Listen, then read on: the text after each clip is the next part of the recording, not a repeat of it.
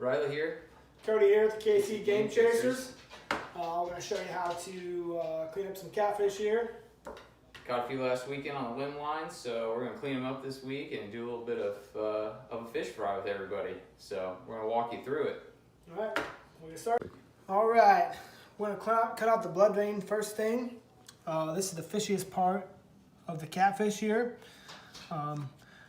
It's pretty distinct. You can see the two lines there. You're going to make a nice little V cut coming out. You don't want to go all the way through the fillet. You're going to put a V cut that on both sides.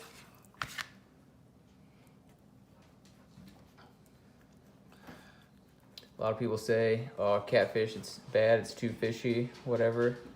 It's because they leave too much of this stuff on there. This will get rid of a lot of that, make it more appeasing to everybody. Right there, you can see you cut out the blood vein right there. That dark, kind of reddish meat. Look underneath there, it's all nice and white. All right, next step we're gonna do, sometimes we get some off-colored yellow thing in our fillets here. You wanna cut that off also. See right there on the edge, the catfish, kind of has a yellow discolor, just trim that right off. It's gonna have a little more fishy flavor there too, so. Obviously trying to keep the integrity of the fillet.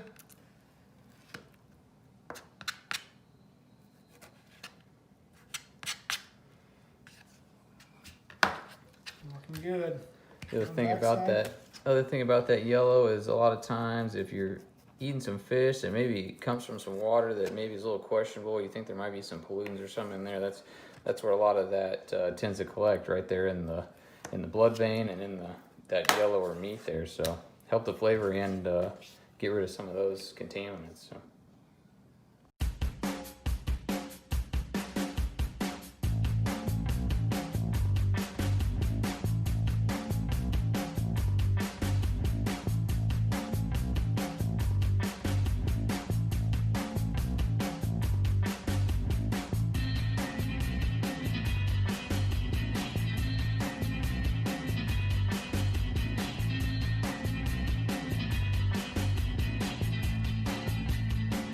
Cody's cutting that up. I'm just gonna let you guys know. So when we get these back to the house, a lot of times we'll run them under some cold water, like as cold water as you can get, in a bowl or something like that stainless steel one.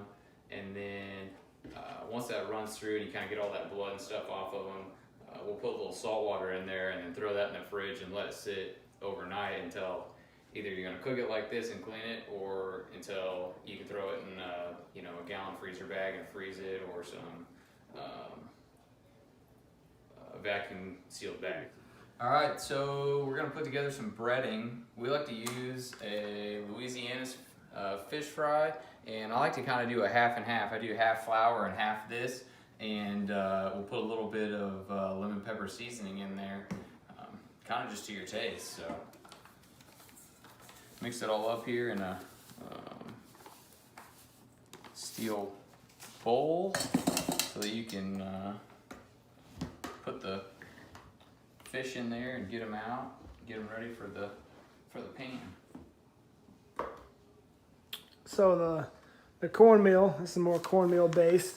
We'll give you more crispy kind, and then the flour kind of gives it a little flaky texture to it. So we're gonna like to do a little bit of both, a little flaky and crispy texture. That's what the family loves, and that's what the old mother-in-law loves the most. This is how you get in good graces with the old mother-in-law. Just gotta fry wrap some fish and do a little fish every now and then.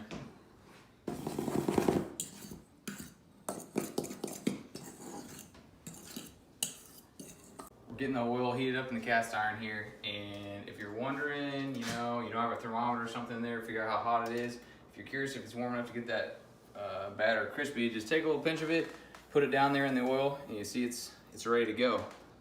All right, we've got our fish that's been all cubed up and cleaned up, got all the yellow meat off of it and that blood vein out of it, and we've got our batter that we've mixed up, and just a tray to put that on once it's done. So we're gonna get battering it up.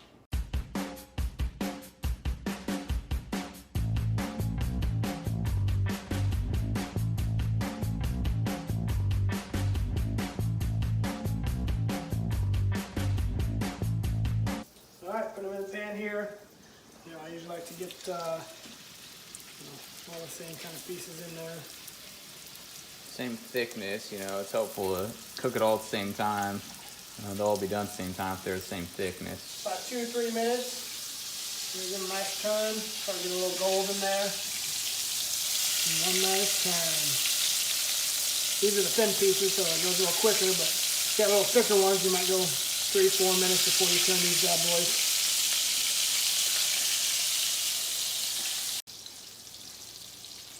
All right, the steaks are ready to go. We're gonna pull them out. We've got a little bowl here with some paper towels in it to pick up, you know, some of that grease that runs off after you get them out of the pan.